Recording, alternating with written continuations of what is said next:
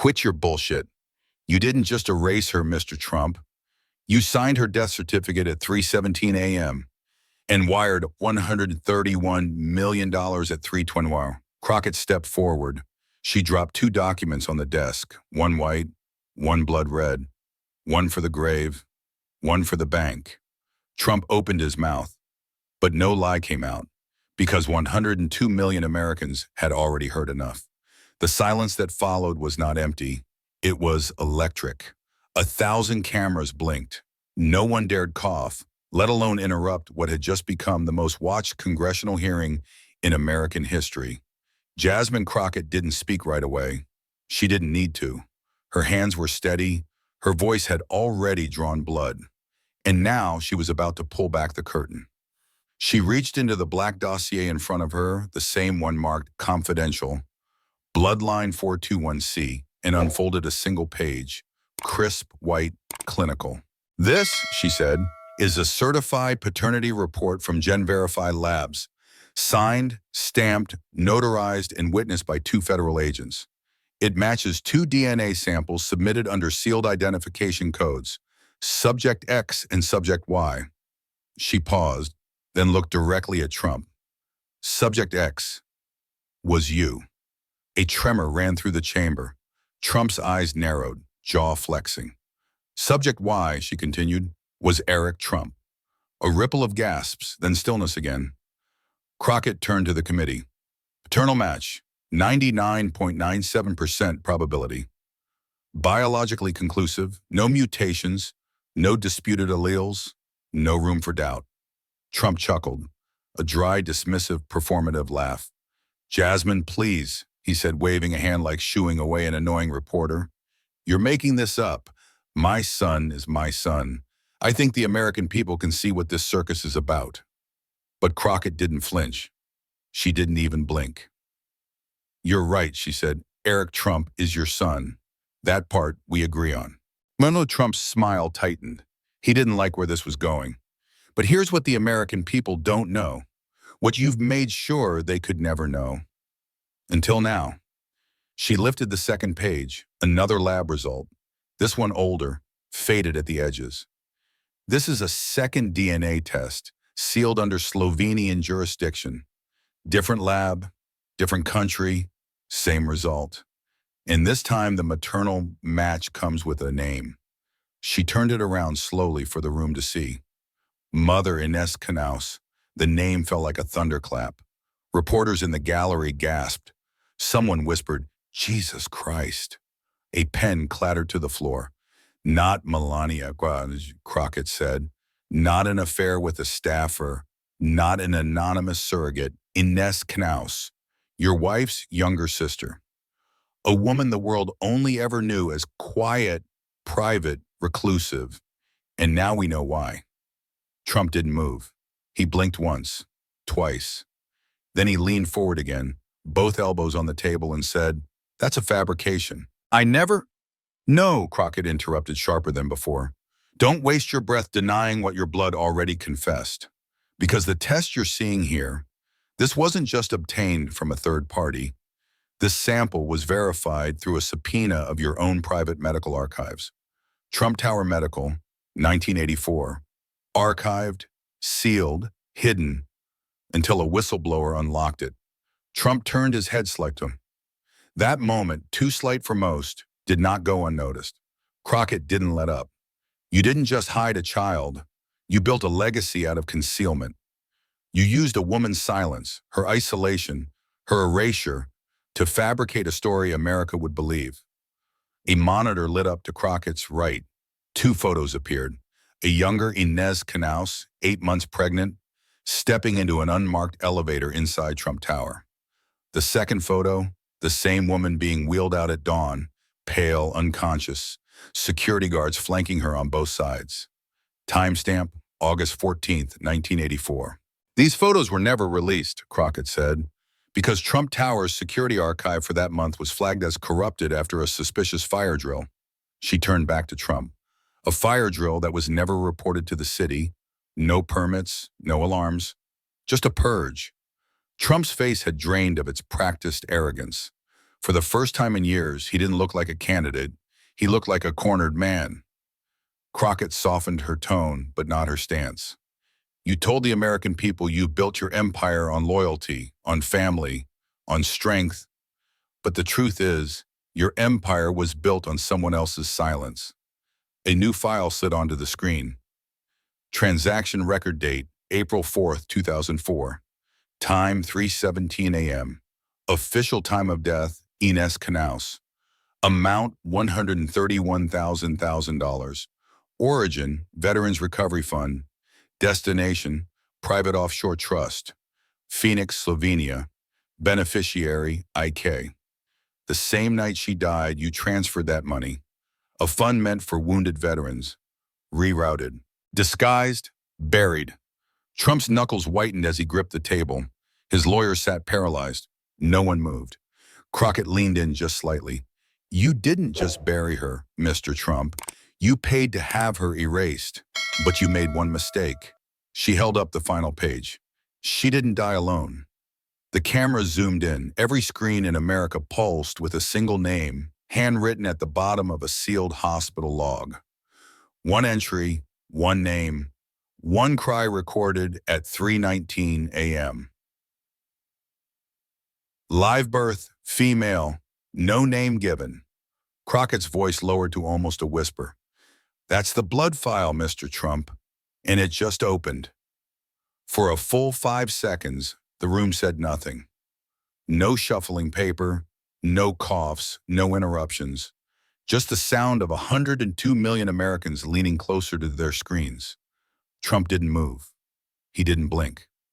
But something shifted behind his eyes, like a curtain pulling taut in a storm. He cleared his throat, reached for his water glass with the kind of precision you only see in men trying very hard not to shake, and said nothing. Crockett took one step back, not retreating, but resetting her scope. Then she changed the slide. The monitor behind her flashed white, then black, then blueprints. Let's talk about the room.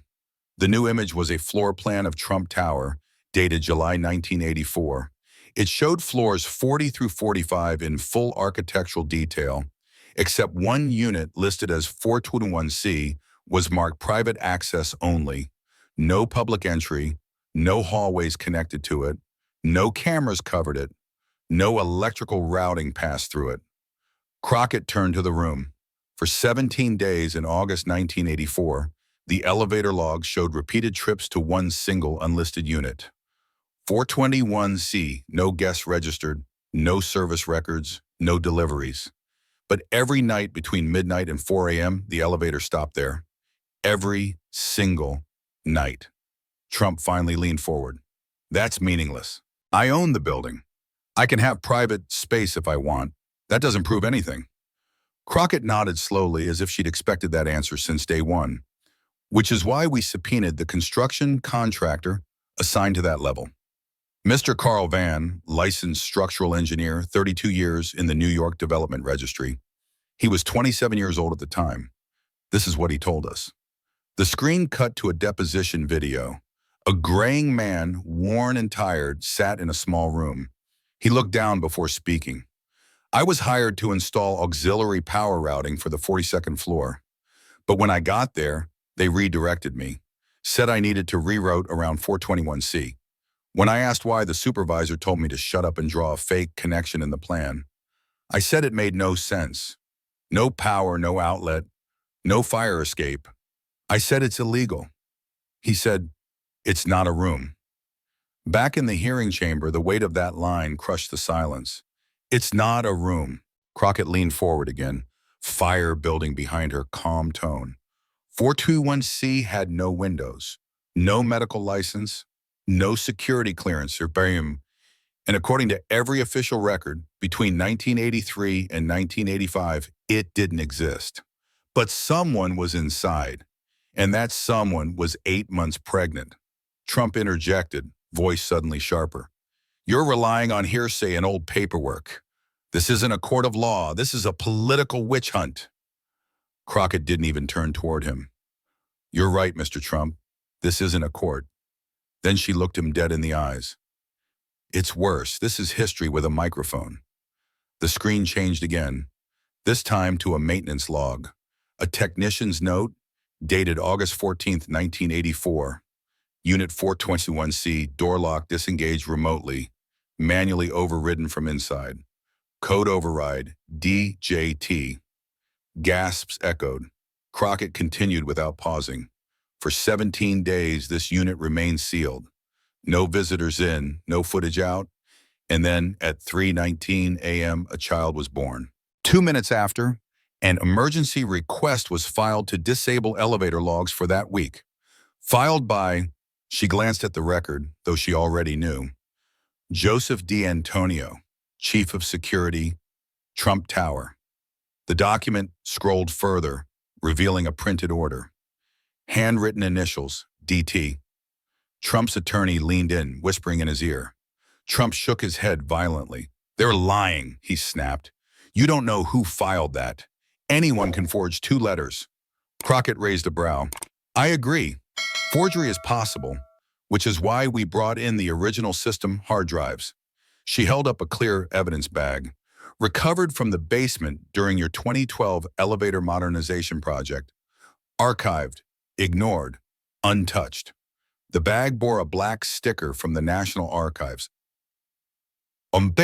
I says, Level 2 Digital Integrity Verified.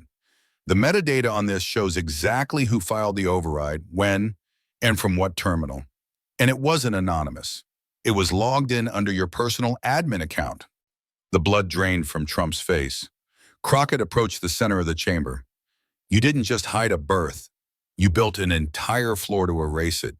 You locked her in a room without cameras, without records, without a name." She paused, long enough for the nation to feel the pressure drop in their living rooms. "But here's the thing about silence, Mr. Trump." She placed the drive on the desk. "It doesn't stay locked forever, not when the truth remembers the room." Trump stared at the evidence bag like it had a heartbeat. His lips parted slightly, but he said nothing. He didn't deny. He didn't deflect. And that was when Crockett struck. She turned toward the committee. The room was real. The child was born. But it wasn't just secrecy. It was strategy. Her tone tightened. Because what we uncovered next was not a scandal. It was a design. The monitor behind her lit up again. Again, this time not with architectural schematics or medical records, but a top-secret briefing slide stamped in red. Project Chimera classified. Authorization level 5, eyes only. Initiated 1983. Trump Tower/Monarch Program Liaison. Gasps stirred across the chamber. One senator removed his glasses and rubbed his eyes. Crockett tapped the slide. This program was first discovered in a sealed hard drive found in the storage unit linked to the Trump Foundation's education arm in 2019. The metadata traces it back to a joint research directive between private biotech developers and a political donor circle identified only as Monarch Tier 2. The goal? To identify, isolate, and replicate psychological loyalty markers through selective breeding. She walked slowly across the room as the next slide loaded. Scientific terminology and heat maps highlighting regions of the brain tied to obedience, empathy, suppression, and inherited ideology.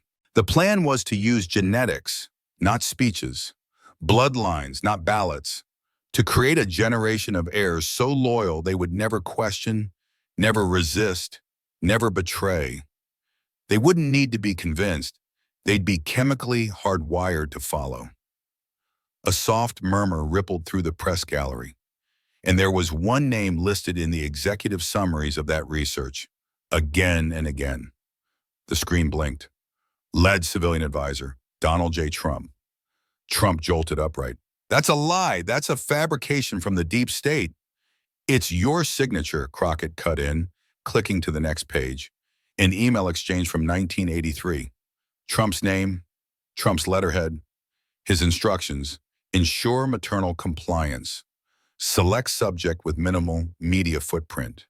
Outcome must be both controllable and media compatible. Her voice softened, almost but not quite, into disgust. "You didn't fall into scandal. You engineered a future." Then she took a breath. And Eric Trump was your prototype. The screen changed again. A childhood photo of Eric dated 1989, marked with medical stamps.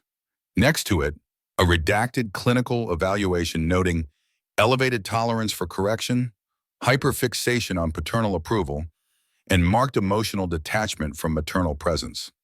You raised him like a symbol, not a son, like a monument to your ideology, not your legacy. Every decision, from the school he was placed in, to the social environments you controlled, to the way he was kept apart from his siblings, it was all orchestrated. Trump shook his head, but didn't speak. He didn't even reach for the mic. Crockett's tone dropped into something colder, more surgical. Let me read one line from the Chimera summary dated March 4th in Bawi, Darfur, 1985. She held the paper steady. Subject shows no adverse psychological reaction to isolation from maternal figure. Attachment is exclusive to paternal input. Suggested use, secondary inheritor, publicly presented as loyalist offspring. She looked up. Secondary inheritor, not firstborn, not favored, just reliable. The screen split, showing a family photo. Ivanka, Don Jr., and Eric, smiling in front of a gold elevator. On the side, a digital overlay outlined distances between Eric and the others in every documented press photo for 10 years. He wasn't your son, Mr. Trump. He was your silent fallback. A contingency plan with your jawline and none of your ego. Trump leaned in again. You think you can twist this into some dark science fiction story? You're losing credibility by the second. But Crockett didn't flinch. The only one who lost credibility is the man who needed a controlled heir more than a living sister. Another file appeared. This one was different. Grainy, black and white, time-stamped. August 16, 1984, 3:12 a.m.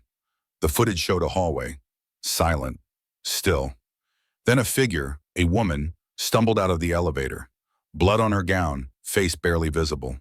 She clutched her abdomen, then collapsed. Two men in suits rushed to her side. One of them looked up into the camera. It was Trump. The frame froze. The chamber fell still again. Crockett took one final step forward, her hand hovering just above the desk. You didn't create loyalty, Mr. Trump. You engineered silence. You manufactured legacy. You took blood and turned it into branding. And now the product is breaking. Trump looked pale. He turned slightly toward his attorneys, who said nothing. The monitor turned black. Only one phrase remained on the screen. Project Chimera. Status. Compromised. But Jasmine Crockett wasn't done. She returned to the desk, lifted a final envelope from her binder, and slid it across the polished oak. It was ivory-colored, unmarked except for one name handwritten in delicate cursive, Melania K. Trump. The envelope sat there like a ticking bomb. The next document, Crockett began, her voice even, isn't classified, it's not encrypted, it's not redacted. In fact, it was meant to be destroyed. She looked directly at Trump, but someone kept it. For 23 years, and she's ready to talk. Gasps stirred through the room like static. Crockett unfolded the document carefully, as if its truth might disintegrate if handled without care. This is a non-disclosure agreement, she continued, signed in October 26, just 6 weeks before your wedding to Melania Naus, witnessed by a man named Grigory Kleeman, formerly employed by the Trump Organization's legal arm in Slovenia. The subject of the agreement, full and permanent silence regarding the birth, condition, and custody of a female child born to Melania's younger sister, Ines. Trump blinked rapidly. That's fake. I've never seen that. That's not real. Crockett ignored him. Her eyes were locked on the woman in the third row of the hearing chamber, silent, still, cloaked in a black silk coat, head bowed. Melania Naus Trump, would you please step forward? The woman stood slowly. She didn't look at Donald, not even once. As she walked toward the microphone, a strange hush settled over the room. Not of shock, but of anticipation. Everyone expected the loyal wife, the polished former First Lady, The woman who smiled politely but never spoke out of turn. But the woman who reached the microphone was not that woman anymore. Her hands trembled slightly as she took the oath. She didn't wait to be asked a question. "I signed it," she said. "That agreement, I signed it." Trump sat forward. "Melania, stop. You don't have to." She raised one hand, palm flat, a quiet, silencing gesture. "That document was not about protection," she said. "It was about control, about exons, about removing my sister from the world she never asked to enter." Crockett remained silent. She let her speak. "I was told that if I didn't sign, our mother would lose her visa, that she'd be deported back to a country still trying to rebuild itself from a war we didn't start. I was told it would be temporary, that Inez would be taken care of, that everything would be clean." Her voice cracked. She steadied herself. But it wasn't clean. It was permanent. She pulled a folded piece of paper from her coat pocket. A letter. "This was the last thing Inez ever wrote to me. She sent it from a private clinic in Switzerland, 4 years before she died. In it, she says, 'You didn't lose me. You gave me away, and I understand why. But she won't.'" Crockett stepped closer. "Who's she, Melania?" Melania looked directly into the camera. "The daughter, the one he erased." Trump slammed his palm on the table. "That's enough. She's lying. She's doing this for attention." Crockett didn't miss a beat. "And you've been preparing that line your whole life." Trump stood. "My wife has been manipulated." "Sit down, Mr. Trump," Crockett said sharply. "This isn't your stage anymore." Melania turned to face him finally. Her voice, when it returned, was ice. "I loved you," she said, "but you didn't marry me. You married my silence." Trump's jaw tightened, but for once he said nothing. Crockett turned to the committee. This contract was notarized, stored in a private safe in Mar-a-Lago, and marked for destruction in 2006. But Melania kept a copy, and now it becomes public record. She placed it gently into the evidence tray. The clerk sealed it with trembling hands. "This isn't just about parentage," Crockett continued. "This is about premeditated erasure, a system of agreements, threats, and forced obedience, executed not in the shadows of lawlessness, but in the architecture of legality." The monitor behind her lit up again. This time it was the NDA itself. Across the top, a typed phrase, "Mutual Disappearance Agreement. Subject 1 minor female. Born August 14th, 1984. Signed, Donald J. Trump. Co-signed, Melania Knaus. Countersigned, Alan Weisselberg." Crockett looked at the camera. "To the American people watching, this is not just a scandal. This is not tabloid drama.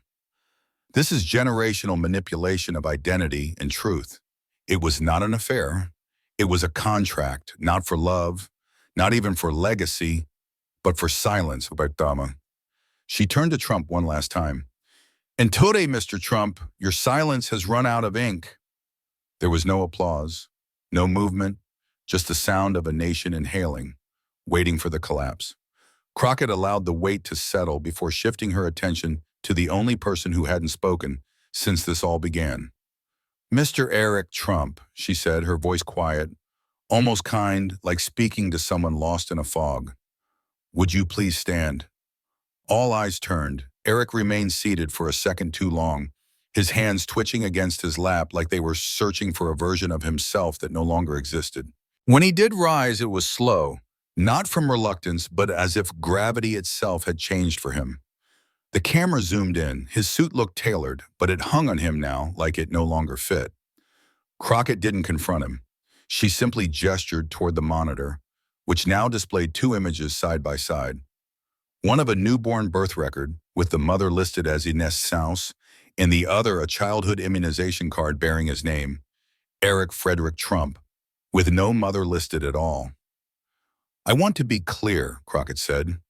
"This hearing isn't about shaming you. You didn't choose your birth. You didn't fabricate your origin. You didn't erase anyone. That was done to you, around you, through you." Eric's eyes stayed low. His lips moved as if he might speak, but no sound came. His throat tense, then stilled. He closed his eyes. "You don't have to say anything," Crockett said, "but I need to ask. Did you know?" Eric looked up, just briefly, not to Crockett, not to the committee, but to the monitor, staring at the name Inez like it was the answer to a question he had been too afraid to ask his whole life. Then slowly he shook his head. Crockett nodded. "Then allow me to tell you what no one else ever did." She stepped forward, not accusing, not condemning, but anchoring herself between generations of betrayal. "You were born in a room without cameras. You were raised in a house of mirrors. You were told you were a legacy, when in fact, you were a strategy." The words hung like frost in the air. Eric didn't flinch, but he didn't resist. He didn't deny for the first time he wasn't defending the family name. He was sitting in its wreckage. "You were not built to love, Eric," Crockett continued. "You were built to obey. You were the contingency, the emergency parachute, the silence that had a face." The next slide appeared, a psychological report from 1990, Trump Foundation internal memorandum marked private.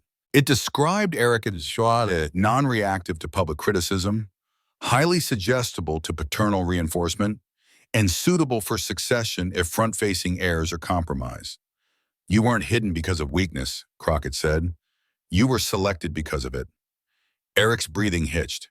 Not loud, not dramatic, but enough. Crockett's tone softened, just slightly. "Eric, do you know where your mother is buried?" He looked up, confused. The camera caught it all. He blinked hard, as if trying to recall a detail he was never allowed to have. Then slowly, painfully, he shook his head. Crockett turned back to the room. "And that, ladies and gentlemen, is what happens when you turn blood into a business model." She stepped aside, letting the weight of her words do what no gavel ever could. "Eric Trump isn't a son. He's a blueprint, a file, a fail-safe. And now that blueprint is bleeding." Trump slammed both fists on the table. "Enough. You don't get to dissect my family." Crockett turned with surgical precision. "Dissect? Mr. Trump, you filed for legal guardianship of Eric under executive privilege at the Trump Organization when he was 7. Not as a father, as a trustee." The screen lit again. "Application for financial guardianship.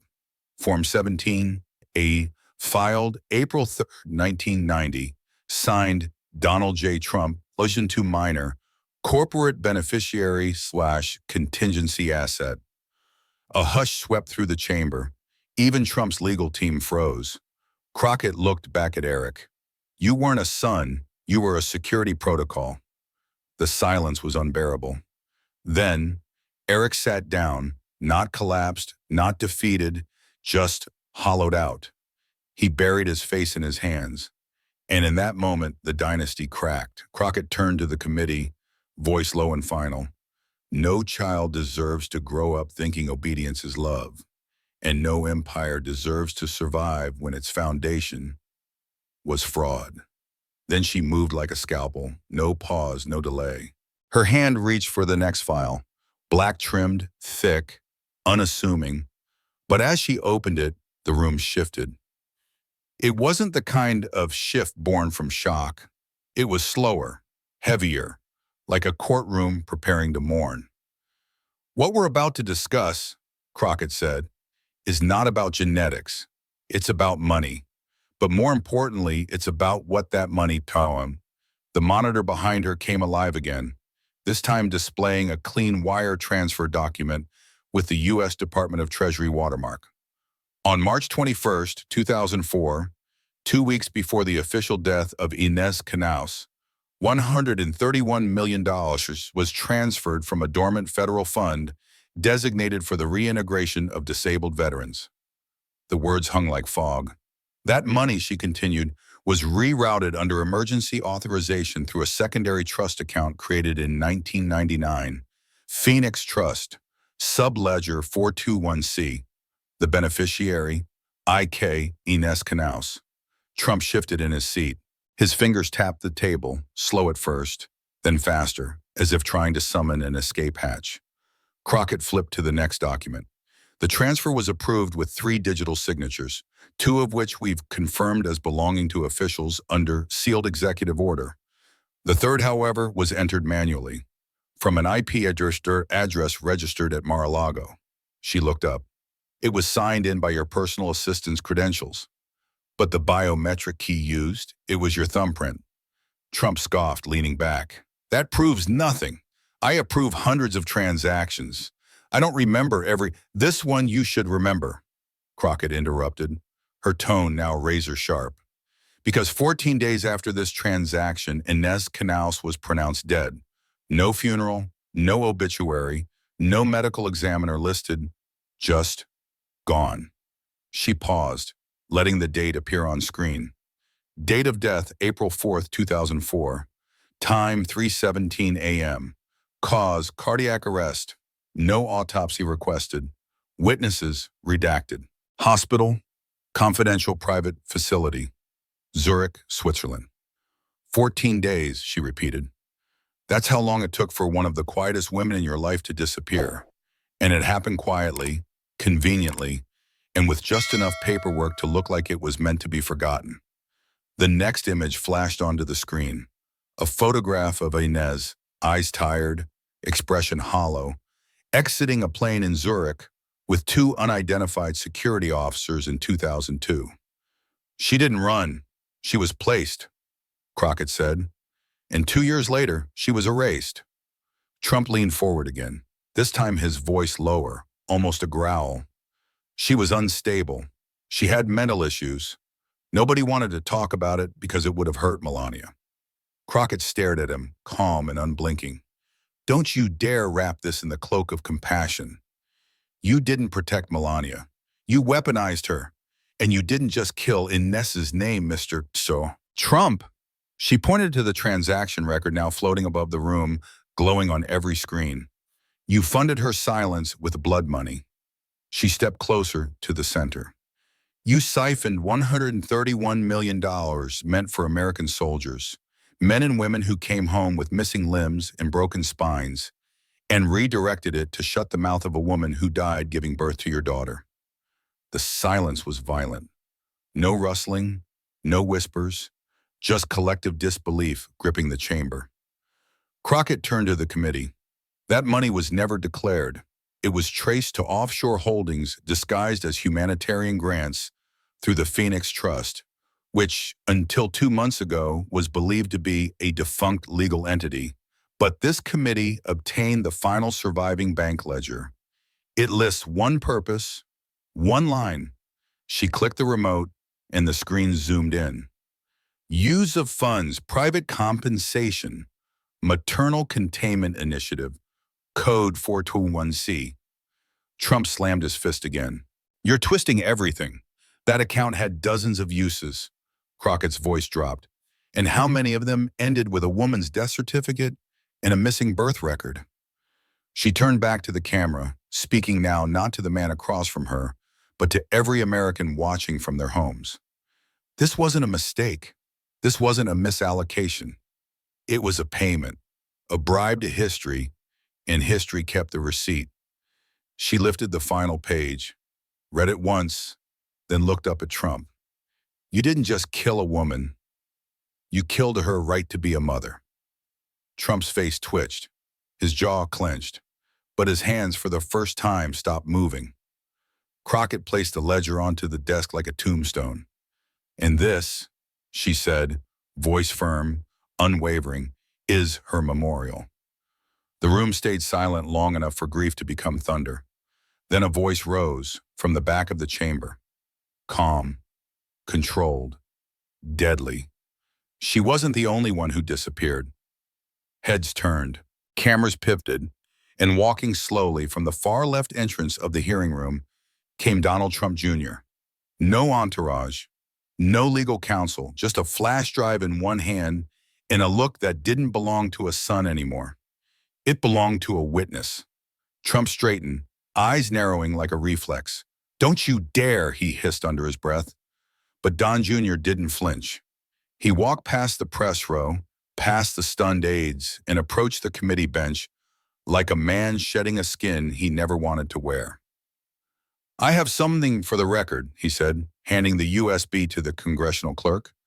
You'll want to decrypt the folder marked Night Window. Password is 421C. The clerk nodded and passed it to the tech officer. Within seconds, the monitor lit up with a single email chain, subject line in all caps. Remove IK before 2024. Crockett raised an eyebrow. IK as in Ines Knaus? Don Jr. exhaled, shallow, sharp. Yeah, that's her. She stepped closer. And who wrote this? He hesitated, then pointed. Jared Kushner. The room broke into gasps. One senator muttered, "Holy hell." Another dropped his glasses. Crockett didn't move.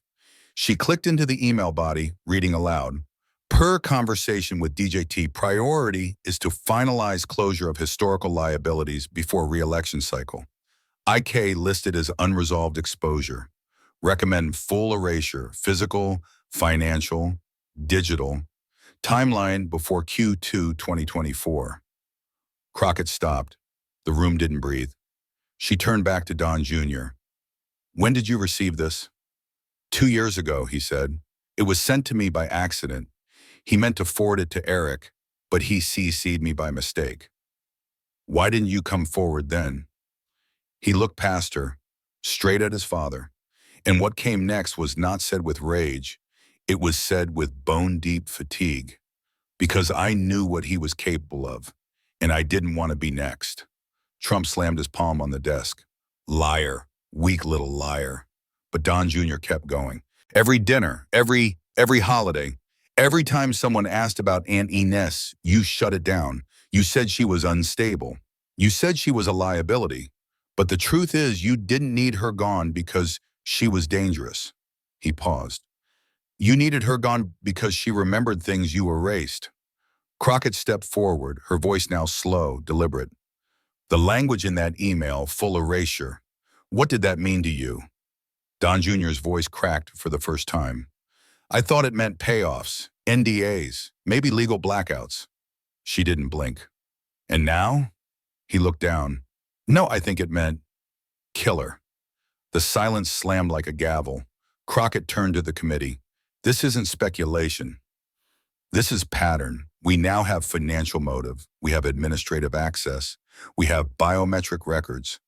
And we now have digital communications indicating premeditated erasure of a biological witness. She gestured to the monitor where a final line had just decrypted. Compliance must be complete, no loose threads. Crockett turned back to Don Jr. And why bring this now? Why today? He didn't hesitate. Because I watched Eric break, and for once I didn't want to be the son who stayed silent. Trump pounded the desk again, but this time it was hollow. The sound didn't command. It collapsed. Don Jr. walked to the witness table. He didn't sit beside his father. He sat opposite him. You raised us to believe silence was survival, he said quietly. But maybe silence is how we rot. Crockett nodded, eyes steady. And now the rot has spoken. She looked to the panel. This email chain confirms that Ines Knaus wasn't just a family secret. She was a targeted removal. Coordinated. Funded. Executed under false authority. The monitor faded to black, leaving one line behind in bold white. Remove IK. Before 2024, status completed. Crockett turned back to Trump, voice cold and cutting. You didn't just eliminate a liability. You erased a lineage. And today your own son just brought it back from the dead.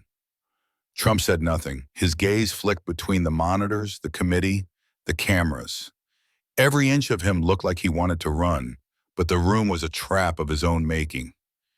He'd designed power to be airtight, but now it was sealing itself against him. Crockett leaned into the silence, then gestured to the technician. Play the audio. The room dimmed. The screen remained black, but a timestamp appeared in the top left. March 9th, 2017. Trump Tower Private Wing, Channel 4A. And then, his voice, Trump. Eric isn't legacy, he's backup. A dynasty needs contingency, not compassion. A low gasp swept through the chamber. The voice was unmistakable, calm, unhurried, cruel in its certainty. Crockett didn't blink. Play the next segment. Mata Trump continuing. You put your emotions in Don, your name in Ivanka, but Eric, you put silence in Eric. He doesn't ask, he doesn't rebel. He obeys like he was built to. That's why he's perfect. That's why he survives. The audio ended. The silence that followed was different this time. Not explosive, not stunned, but mourning for a boy engineered into an heir, for a family trained in fear, for a truth that could no longer be dressed in loyalty. Crockett stepped forward. Her voice didn't rise. It dropped. This recording was recovered from what the Trump organization labeled a redundant private server, a blood vault, a digital archive of recordings, contracts, and compliance. She held up a hard drive, marked with a black seal. Phoenix, Church VLT 421C, backup. These were never meant to be found, never meant to be heard. They were archived not out of security, but out of arrogance. You thought you'd never be questioned. Trump's voice echoed again, not from the audio, but from memory. Eric isn't legacy, he's backup. Crockett turned slowly to face him. You didn't raise a son. You manufactured obedience.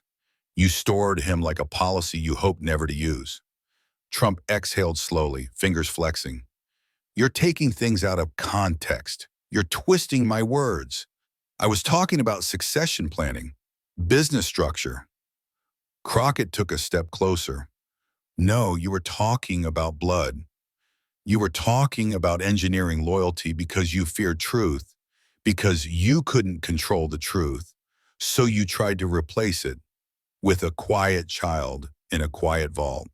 She glanced at Eric, still seated, still frozen, his eyes locked on nothing. Eric wasn't a legacy, Mr. Trump. He was your antidote to chaos. And you didn't love him for who he was. You loved him for how little he fought back. Trump clenched his jaw. I gave him everything. Crockett turned to the committee. He gave Eric everything, except honesty, except freedom, except choice. The monitor flashed again. Another file, this time labeled Parental Override Active, Date Activated, September 12th, 2002. Operator, DJ JD Subject, EF Trump Authorization Code, CHMRA B2. Crockett read it aloud. This file shows that in 2002, Eric was enrolled in a behavioral development protocol under the Chimera Tier 2 program, initiated not by school, not by court, but by his father. The program suppressed impulsivity, reinforced compliance, monitored neurochemical responses to paternal instruction. She looked back at Trump. You didn't raise a child. You programmed a silence you could pass on. He rose abruptly. You don't get to judge me. You don't know what it's like to build something that lasts. Crockett didn't move. A legacy built on silence isn't strength, Mr. Trump. It's a mausoleum. She faced the gallery. You heard it? His voice, his design. This wasn't improvisation. This was blueprint. He didn't just manage a family. He engineered control. And now the very vault he built to protect himself. She turned back to the monitor, where the final words of the transcript now glowed in white text. A dynasty doesn't need everyone to speak. It just needs no one to question. Crockett walked back to the desk and placed the hard drive gently beside the ledger. That was your empire, Mr. Trump. And today, it answered for itself. The room was ice. Trump sat rigid. The cameras panned across his face, now drained of every practiced grin. Eric remained still, the truth around him more crushing than any spotlight.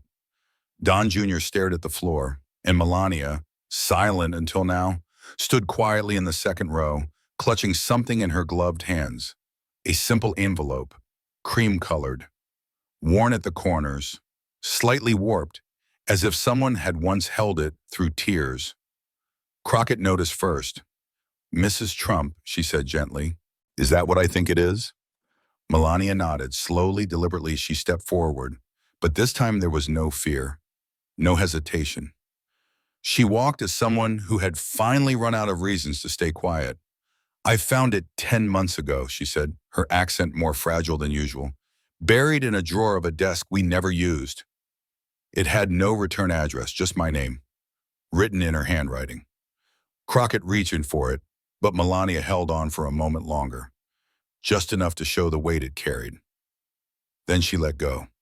She knew you'd come for the truth, Melania whispered, even if I never did.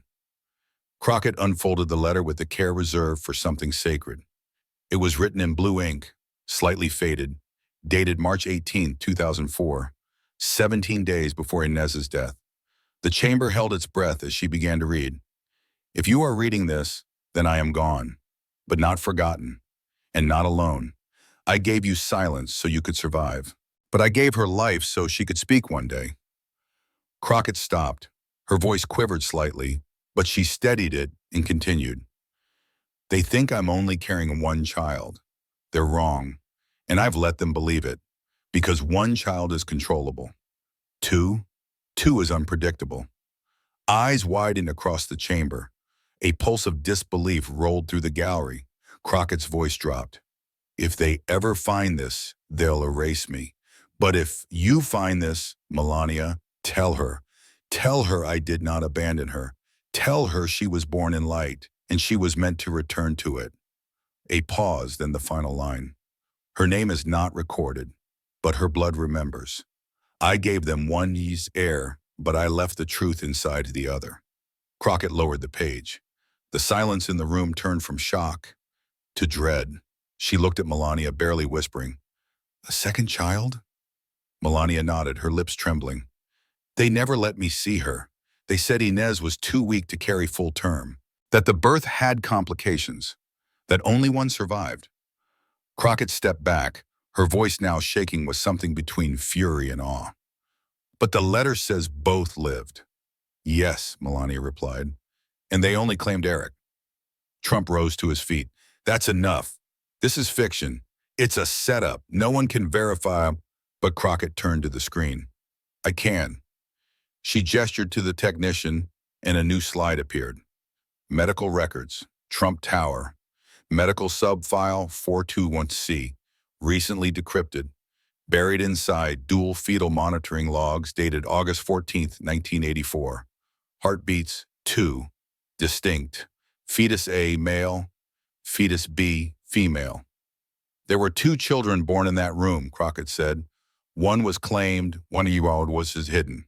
Trump's voice turned harsh. Fabricated data. You planted it, but another screen flickered on. Hospital audio, corrupted but salvageable. Vital stabilizing, female neonate presenting minor respiratory delay. Recommend transfer to secondary holding. Holding, not intensive care, not nursery. Holding. Crockett faced Trump. Her voice was cold steel now. You took the son and shelved the daughter. Trump stepped forward, fists clenched, but the guards subtly shifted. He stopped. Melania spoke, eyes wet but voice steady. You told me Inez died alone. You lied. She died protecting a name we were never meant to know. Crockett turned to the cameras, to the country. There is another child, a second heir, and if she's alive, she carries everything he tried to bury. She looked down at the letter again, reading the last sentence under her breath. I gave them one heir, but I left the truth inside the other. Then she looked up, directly at Trump. And now, Mr. Trump, we're going to find oil. The room remained frozen.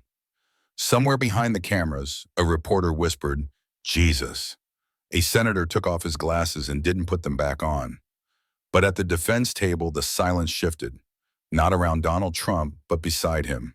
Eric Trump, still seated, still visibly unraveling, slowly turned his head. His hands trembled slightly in his lap. Then he did something no one expected. He stood, not defiantly, not like his father. There was no manufactured presence, no polished rhetoric, no fire. Just a man who looked like he had finally stopped pretending to be someone else's reflection. I need to say something, he said. Crockett turned, giving him space.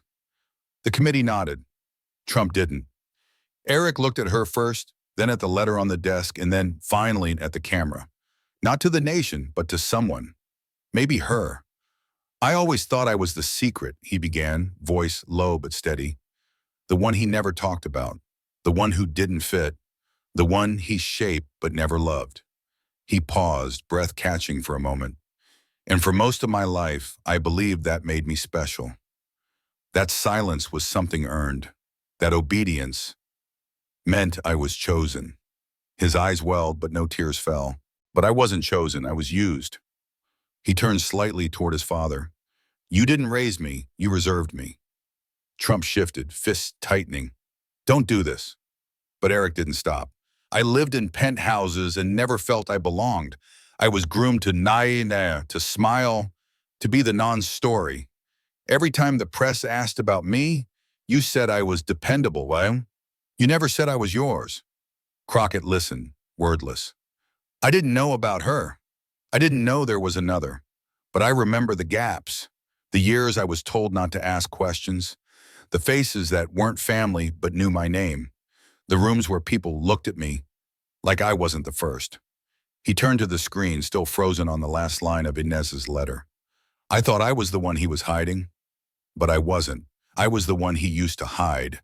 Her. The sentence hit the room like a breath that never came back. Crockett stepped forward. Say that again. Eric looked at her. For once, there was no distance between them, Bone. Not politically, not symbolically. Just truth, held by two people who had never stood on the same side until now. I'm not the child she saved, he said quietly. I'm the child he needed to bury her memory. Crockett closed her eyes for a brief moment, then opened them, heavier. The child Inez protected was never Eric. Eric shook his head slowly. No, she kept someone else hidden. Someone untouched by the cameras, the paperwork, the dynasty. Someone he couldn't corrupt because she never belonged to the story he built. Don Jr. exhaled sharply across the room. Not in defiance, but in realization. Trump said nothing. Crockett turned back to the committee. We've been looking at Eric as the beginning of this cover-up, but he was just the decoy, the insurance. She returned to the letter. I gave them one air, but I left the truth inside the other. That wasn't poetic, it was literal. Inez handed over the child Trump expected, but she concealed the one he couldn't control. She turned toward Melania. Do you know where she could have gone? Melania shook her head, eyes distant. After the birth, I never saw her again. He said she was too sick, that the baby didn't survive, that I should stop asking. Trump's voice cut in, hollow, forced. She didn't survive. You're all chasing ghosts. But Eric stepped forward, standing between his father and Crockett. I chased a ghost my whole life, and he said, and today she stopped running. The screen behind them flickered, preparing to shift. A new document loading. A new trace. Crockett faced Trump one last time. You erased the records. You buried the woman. You branded one child. But now we know. She turned toward the nation. There's still another, and she's not your backup. She's your undoing. The silence stretched taut. America held its breath. Crockett let the words settle like ash over a scorched empire. Then, without theatrics, she turned and lifted a thick red file from her case. It bore no logo, no agency seal, just one phrase stamped across the front. Project Bloodline 421C. Authority, private classified, eyes-only signatory, D.J. Trump. She placed it carefully on the desk. This, she said, isn't a theory. It's not speculation. It's not hearsay. She opened the folder. This is the blueprint, the original, the policy manual for what he built, not with love, not with vision, but with calculation. The screen behind her came alive again, loading page after page of chilling terminology, air class designation, obedience reinforcement index, maternal compliance variables, succession risk suppression matrix, and finally the signature, Donald J. Trump, signed September 2nd, 1983, witnessed by Alan Weisselberg, internal counsel. Location, Trump Tower. Private sublevel, Trump lurched forward, red-faced, veins pulsing at his temple. Fake, that's a fabrication. That's not real. But Crockett didn't even flinch. She slammed her palm on the desk. Quit your bullshit. The words landed like a bullet. The room jolted. Reporters froze mid-keystroke. One juror gasped audibly. The tension didn't explode. It imploded. She stepped toward him. You've lied so long you can't tell the difference between strategy and sin. But here's the truth, Mr. Trump. This document bears your name, your original signature, your own legal formatting, and it contains language used nowhere else but inside your own family trusts. The screen zoomed in on a specific line. Designated subject, male, to serve as succession insulation, must exhibit high responsiveness to command structure, minimal deviation under paternal stress. Crockett read it aloud, then turned the page.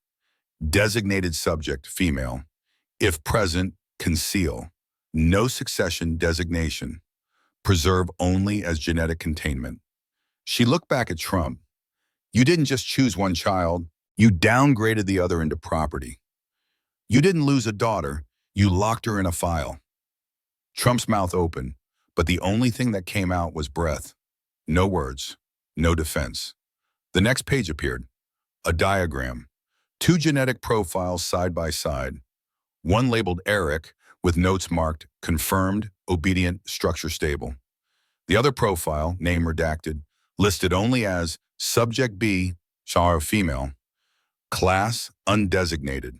Underneath, cognitive unpredictability risk, recommend concealment. Don Jr. sat frozen in his seat. Melania wiped a single tear from the corner of her eye but said nothing. Eric turned away. Crockett took another step forward. You created heirs the way you built buildings, to reflect yourself, to outlast criticism, and to suppress anything that couldn't be controlled. She tapped the screen again. Another slide loaded. The title, Parental Override Directive, Level 4 Activation. The language was cold, clinical. In the event of subject rebellion, trigger override. Reset identity associations. Neutralize lineage origin perception. Restore brand fidelity. Neutralize lineage origin, Crockett repeated. You didn't just erase the mother, you built a system to rewrite the child. You turned family into firmware. Trump stood. You're twisting it all. You have no proof the second child exists. Crockett cut him off.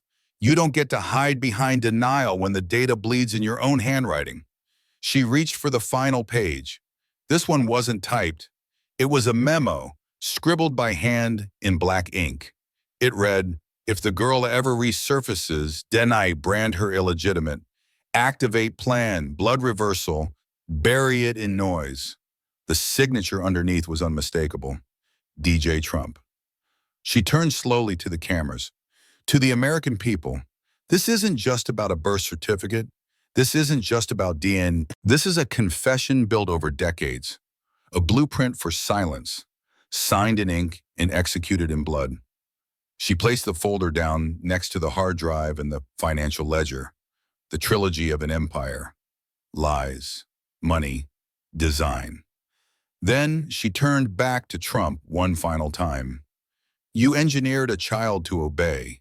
You buried another to forget. You destroyed a woman's motherhood. And now you're watching the floor plans of your dynasty burn in the public record. He didn't respond. He couldn't. Crockett's voice was barely above a whisper now, but it echoed through the chamber like thunder. You didn't create loyalty. You printed blueprints for power. And today, Mr. Trump, your own signature became the wrecking ball. The air didn't move. The stillness in the hearing room was unbearable. Not silence, but suspension, like the world itself had leaned forward to hear the final collapse. Then, the door at the rear of the chamber creaked open. All heads turned. A young woman stepped into the room. Dark hair, steady gaze, a thin scar above her right eyebrow, barely visible beneath the lights. She walked without fear, without apology. In her left hand, a small, worn folder. In her right, a folded birth certificate. She moved through the chamber as if she belonged to it, Or perhaps as if it had always belonged to her. She reached the center aisle, didn't sit, didn't wait.